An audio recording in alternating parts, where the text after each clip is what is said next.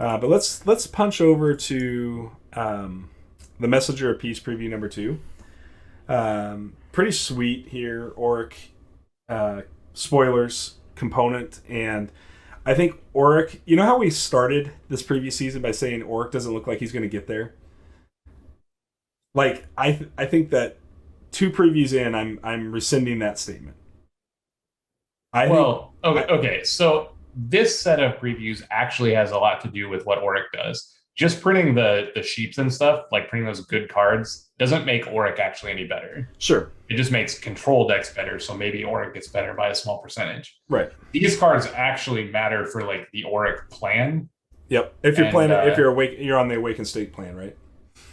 right, which I assume is the Auric plan. I'm not convinced that the 6 card hand without Awakened State is enough. Sure. Um, All right, so let's jump down to Sunshield Sentry. This is Sunshield Sentry is an ally. He has excuse me, main cost to play Turtle, Time Power Dice, Charm Class, and a basic. For that you get a stat line of 251. You get these abilities. Deflect. When this unit is declared as a blocker, you may choose a target unblocked attacking unit. That unit is no longer attacking.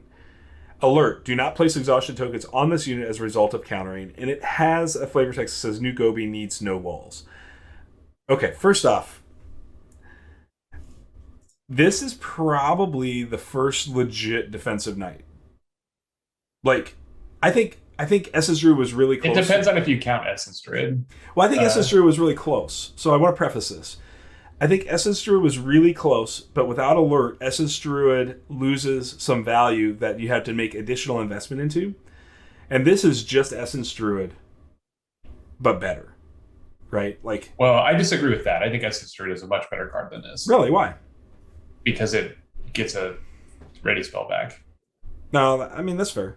Like that, if you're just comparing defensive stats, obviously, like 2/5 alert is better than 2/4 not alert, even with the tame ability. I mean, I think that tame might be a better defensive ability than deflect. Um,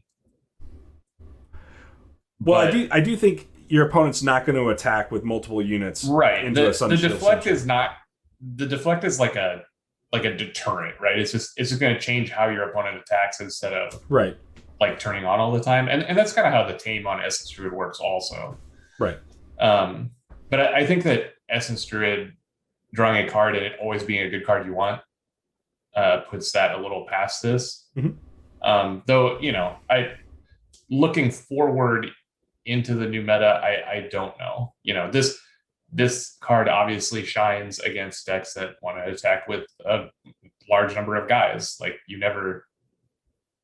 I don't think you can attack with a large number of guys into this. It'd be, Yeah, I think desperation. this is like a massive shutdown wide strategy component. And this is a knight that, because of its nature, is like not very bad against backtrack Right. because it's not meant to be attacking them. Which when we look at Oric as a whole, I think you can easily say this is what Oric wants to do. It kind of wants to turtle up and hole its way up, and honestly, like I look at this unit in particular and say this unit can take a lot of punishment before it dies. And if you played it in like a Jericho or something where you could blink it, like if your plan 5 is life is pretty crazy. Like right, like blinking this guy back into existence. I mean, Raptor's very sad against Sunshield Sentry for sure.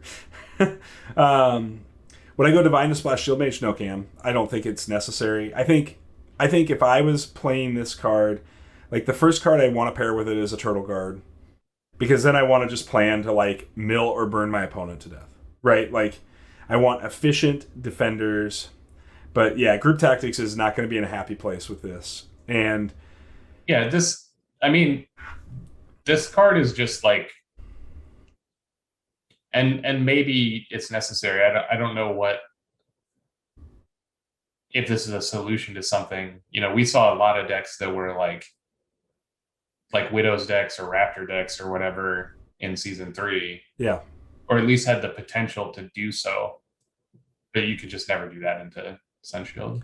Yeah, I think if you think Sunshield's going to be a meta influencer, then I think the Widows decks and the Raptor decks are in a sad spot. Um, and And I think she's good. Like 5 life is a lot of life, right? Like there's no damage spell that kills this. no, Um, this goes back to like when we were talking about how to kill a massive growth Hydra, right? Like, and I was saying like Herald. Um, yeah, it still gets a trigger, Carl, for sure, but like you just push the group tactics unit back. You say no. yeah, Like, how many guys do you have to have in play before you're like feel pretty good attacking into this? Like what you're going to end up doing is like you either have to deal with it in some out of combat fashion, which is probably not damage. yeah, So it's like a blood chains kind of situation, blood I guess. chains, sword of virtue, fester. You know all the traditional hard removal. So Right. I was just trying to think of cards that like those wide decks would want to play. I think blood chains is probably the number one. right. Um, Although I've played a lot of fester in my aggro decks because you get in for one yeah. damage.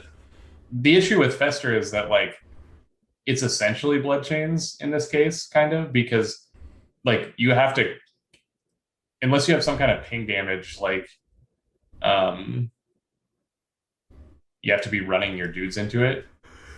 Yeah, I don't know. I think it's a good card. I think so too. It's only a good card if control decks have a win condition, which obviously if Auric is a real thing, it will. Right, because Like I think the Awakened State was a win condition. right. I think Awakened State coupled with regular burn on Auric is going to leave you in a pretty happy place with. Yeah, I don't think you need anything besides Awakened State and a Sunshield in play. Like, Well, Awakened that's State, when that's when the State, Sunshield will attack. Is like yeah, you're but going to Awakened kill their State's only going to horde. do 7 damage, right? Like, I mean, unless you can Well, continue to charge counters. you're going on to it. continue to use the concentrations, right? They don't like die. Yeah, I mean, it's possible. That's true. I don't know how much you have to invest to make that happen overall. It's just one dice every time, right? Like Yeah. once the Awakened State is in play, they're like frostbites, kind of. But but I mean, why? You could just go ahead and pair Frostbite up to begin with, and like shorten the game so that when you hit your Awakened State, you're already in that last 7 damage to win. I think it's most likely that what happens is you get to Awakened State, you end up with 7, 8, or 9 counters, depending on how many concentrations you had. And then you just have a turn where you kill literally all of their units, and then whatever random guys, Sunshield or otherwise you have in play, is going to attack them for 6 or 8. Sure. And then the same thing is going to happen the following turn if it goes to that. Sure. That's fair. I mean, Awakened State can go to the face, but I think most of the time it's just going to like one-sided wrath your opponent. And yeah, I mean, it takes a bunch of main actions to do that, so you got to be careful there. It doesn't take any dice, so you're just like, okay, I'll ping your guy, and then pass. Yeah, but that's a side action, so you have to still have a main to play there. Otherwise, your opponent could just pass and end the whole fiasco. I guess I think that's probably how the games are going to play out. I don't know because I've obviously never played them, but that is right. how I would draw it up. So I think this card's really good. I think that deflect is going to happen like very rarely. Yeah. Because if you're attacking to where like your opponent gets to deflect you, I think you're losing against this card. You have to have like you said, any of the removal or like just attack it directly, right, a couple times. Yeah, and hope that they have nothing to do about it. Yeah, that's true. Or I guess Cam is right. Like if you have some kind of like double terrifying, like hypnotize, confusion spores. Yeah, I mean dark presence. Those are all things that you could potentially tech to deal with. Now is the time for us to play Aridel's loyalty card. Yes, because Aridel's loyalty card would be good against Sunshine Sentry for sure. Because it would prevent the Sentry from being able to block. So, all right, let's move on to the next card. I think this card's going to see play. This card is so much better than Gobi. Yeah. The like old version, it is insane. And the art's super sweet, by the way. Yeah, I think the old art is cooler because the helmet is cooler, but they're very, very similar. Yeah. Though I guess old Gobi had Recover 3. The old Gobi also had, I think, the time turtle on the shield, and it looks like they got rid of that in this version, which was kind of a nice. I have it up here. I don't see that, but I thought it did. Let me. We got to go to legacy cards, right? Yeah, that's what I did. Where is the legacy? God, this card was so bad. It costs 4. And it just has alert. It doesn't have deflect. Yeah. I swear. Wonder if this makes fadeaway past sub shadows. Carl, if Sunshield becomes like a common play, I think that that's very likely. I mean, honestly, like I think fadeaway is better than shadows a lot of times already. Yeah, I like fadeaway more and more over shadows, but I think the problem we still have is we don't have enough good illusion cards yet to right. The issue being is that it's kind of like a weird thing where if Sunshield becomes good, is fadeaway going to be better? Yes, it will be better against Sunshield, but you'll probably see more shadows because shadows is a time card and fadeaway isn't. Yeah, I think so. Like the Sunshield decks get to play shadows and not fadeaway. I think that's the problem here. Is like I wouldn't want to splash illusion into the deck that's already time and charm because we just don't have enough time and charm. Right. This value specifically, yet. This would be like against the Sunshield decks, right. But because time and charms to me, even up to this point, still feel like support colors, and I think that's just simply because of the depth of the card pool. I don't think we can I don't think you're going to see a 5-time dice deck yet. You know what I mean? Like, or a 4-time dice deck yet, like we can with a natural. You will after these decks are printed. Maybe. I think so. Polarity partner to stop the alterations. Yeah, for sure, Cam. I mean, it's right there for the taking if you want to do it. So, all right. So let's move on to Fate Reflection. Fate Reflection is a reaction spell. It has a. This card is so cool. First off, I'm super excited that we've got another parallel illusion time cost card. Because this is sort of like quality buffing illusion as well, which we just got done talking about, illusion needing some more. I think that's an interesting choice to not print this in the whatever deck is going to have illusion time. Yeah. But I mean, obviously this must be like an attempt to do exactly that. Right. So, Fate Reflection reaction spell discard. You may play the spell after a unit control is dealt damage by a spell, ability, or dice power an opponent controls. Prevent that damage from being received, then deal an equal amount of damage to target unit that an opponent controls. Super awesome card. Like this is sweet. This is man, is this like this is the kind of thing. Obviously it doesn't stop Molten Gold, but it's super good against I don't know, maybe it's not as good as I think it is. Like what are sources of more than 1 damage? Where you're going to spend 1 die. Even one dice, even 1 damage is still good trade. Probably. That's probably true. But what are what's the ceiling on this card right now? Because you can't do it to Molten Gold. Yeah, because you can't do Molten Gold. I don't know. I assume Scald for 4 or Earthquake. Yeah, Scald or Earthquake both would be Earthquake for sure. But we've already seen Xander sort of floating out of the meta anyways, right? Like he's sort of. So if you want a realist, like what the ceiling is Earthquake or Scald. What the realistic play of it normally is 1 damage redirected, which is probably more than 1 dice value because they're spending at least 1 dice to do a damage and you're getting a damage out. Oh yeah, Cam's right. The actual biggest is Command Strike for Infinite. Cam hitting that Command Strike, that's a good call. But anyway, what's normally going to happen is they're going to nature power you or Gilder you, and you're going to kill their crappy guy, right? Yeah, Odette and Water Blast are both probably pretty decent here. Right. That was what I was going to get to. Is that I think that redirecting 1 damage is good enough. I think redirecting 2 is crazy. So if you get to hit an Enter the Fray or a Water Blast or a piece of Phoenix Barrage, you're doing pretty good. Yeah, I think that's easily what's the best use for it, Carl, is protecting Owls against Aerodel and Odette. But I also agree with you, like Neil, Phoenix Barrage seems really good. And then yes, I agree that Fate Reflection is really hard on a Command Strike deck. Obviously, you can still Golden Veil this, but it's just another piece that can pressure the Golden Veils out. So, I think this is sweet. I think this is a good card, and it's not like a great card. I mean, if you're ever in a position where you thought that you wanted to play Angelic Rescue, which is a card that I actually like, this is, essentially the same card. It's better than Rescue, though. Well, the value is just in a different place. Yeah, There are times when this is better. There are times when rescue's better. yeah, maybe. Because rescue full heals the unit that you Sure. block. So like if they're trying to like finish off your knight that has 3 damage on it with a nature ping, the rescue is much better. Absolutely. So it's just situational. But I think that like you said, because it's in illusion, it adds a little bit to the illusion pool. Right. Because it's in time, and I think that time is going to be popular. Like the cards that are good in time are really good.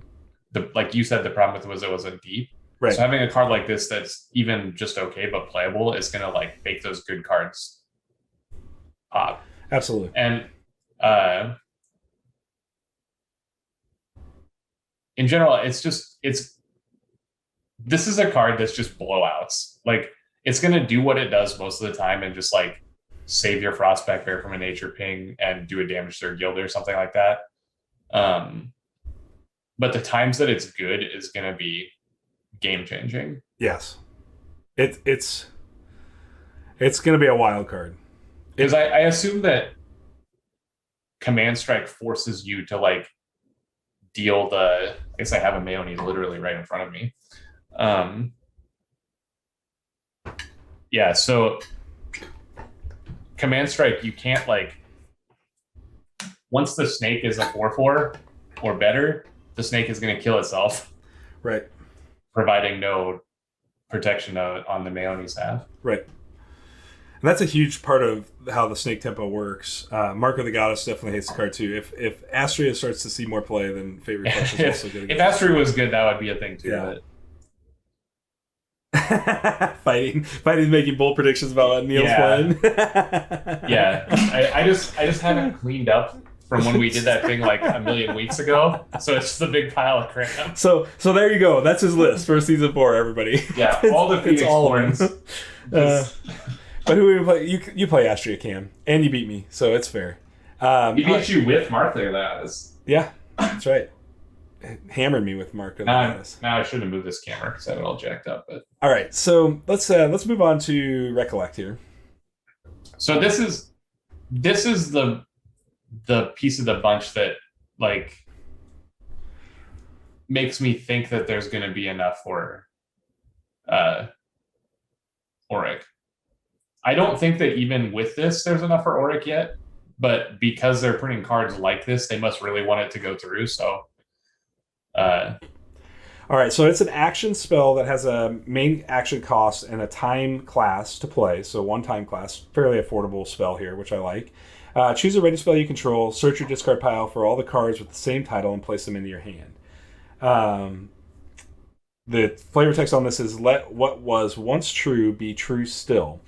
So this is a cheap Essence Druid, right? I mean, it's not as good as Essence Druid because Essence Druid leaves a body behind, but... Right, I would compare this card more to Expand Energy. That's a good comparison. Yeah. It's like a conditional draw to, but it does have like the advantage of tutoring the discard pile. Right. So it's like obviously a lot better than Expand Energy.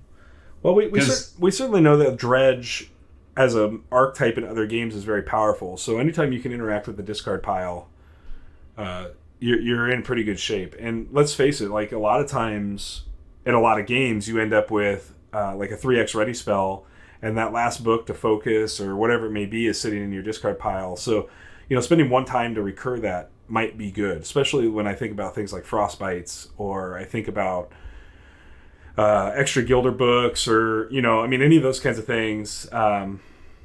It seems really solid.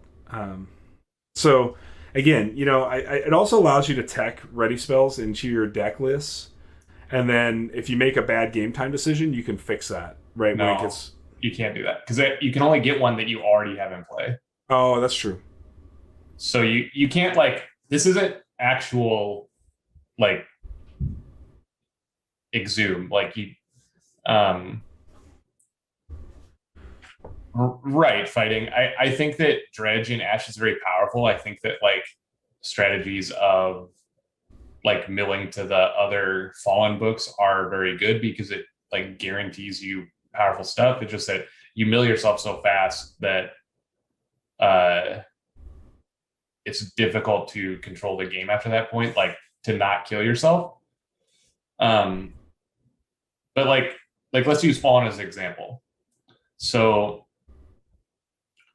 I go, Fallen book, meditate myself for 15 or whatever, and then draw 2 other Fallen books. Is that good enough? So, yeah, I mean, it's a good question. Because you might have to meditate yourself for 20 or more to hit the 2 of them. You don't know. So Cam says Majestic Titan Refresh Madness feels expensive. Yes, I don't think the Titan is where you want to be with this. I think that in that case, Recollect is essentially the same card as like Refresh or whatever, because you're spending a dice on the Recollect and then a dice on the book to refresh your guy. Does the Titan book actually have a book tax? Yeah. I don't remember that. And I think you have to spend a dice to do that too. Oh yeah, you're right. Yeah, so you're talking 5 dice to get a second Titan out? Like, that seems not good enough. I mean, it is. You can do it more times potentially than you'd be able to do with a set of refreshes, because for every new Auric card that I don't know the name of, you get 2 refreshes because you get 2 books back potentially. Mm-hmm. But that's like a lot of work to do a lot of not stuff. Right, Cam, but you're also paying for the Recollect. Like, right. So you're paying Recollect plus that dice and more actions to refresh only a 3/4. So my takeaway is this. And I'm just going to say, when you think about a typical Ashes game and how long it lasts, how many times do you think you're going to refresh your Titan anyways? Right? Twice? Maybe? Yeah, I mean, yeah, I think that's a fine thing you could do, and it's kind of cute. But essentially, this card is just another good way to focus books. Yes. Because you already have to have it in place, so it can't be like a silver bullet or anything. It has to be like, I use Fallen as an example because that's like the best one, I think, that you always want more than 1 book. But like Turtle or Hopper or obviously it's meant for Concentrate, right? Like, right. Which is that a focus, or is it just you have more than 1? I don't know. I don't remember. I think it's a focus. We can. It doesn't really matter. The point is you need more than 1. So anything like that, like obviously you could do it with Orchid Dove. You could do it with anything. But if those kind of things are good, then this card will be good. Because we saw Kyla make top 8 in the last season with a deck that Jericho'd for a book and then meditated it away and then drew it off Essence Druid, right? So you don't get the 2/4 body, but you could essentially do the same thing with the Jericho, or just like normal meditation. Or with Auric, it gives you the option to like not have to draw the concentration off Insight. So like round 1, my first action is play concentration, meditate 1 or 2 or whatever, and I see the concentrate. I don't have to pick up the concentrate on the Insight. I can wait to try to pick up the refresh, or what is it? What is the card called? Well, it's Reclaim. Recollect. Okay, yeah. So I meditate for 1. I see the concentration. I decide to put it in my discard pile. I meditate again. I see some crappy card. I meditate again, and I see the Recollect, and I decide to take the Recollect. Right? It gives you just like those are kind of cards that are good with Auric's ability. It just gives you a little bit more flexibility in how you decide to use the Insight. Yeah. This feels really a corner case card to me. I think it's cool. Like, it's very powerful. Yeah. But it needs a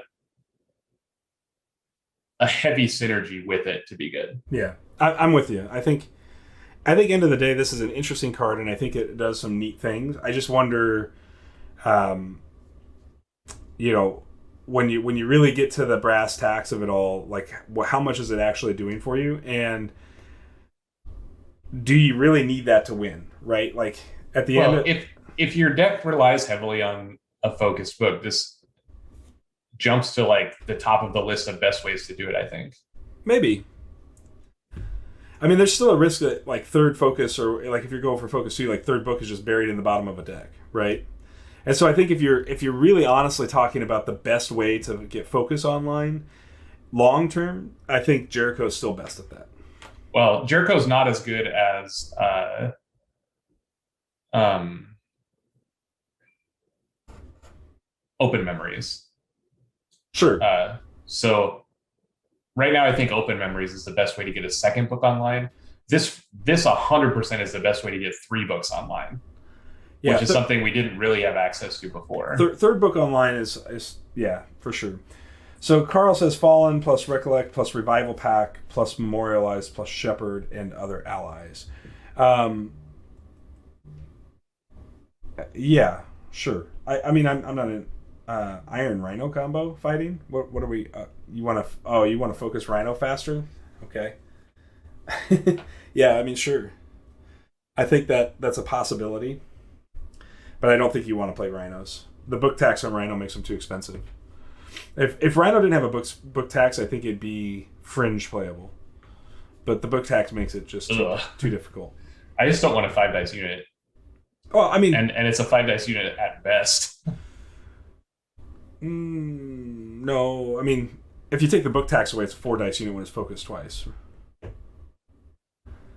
It was not serious. Okay, fair enough. Yeah, no, I mean, I look.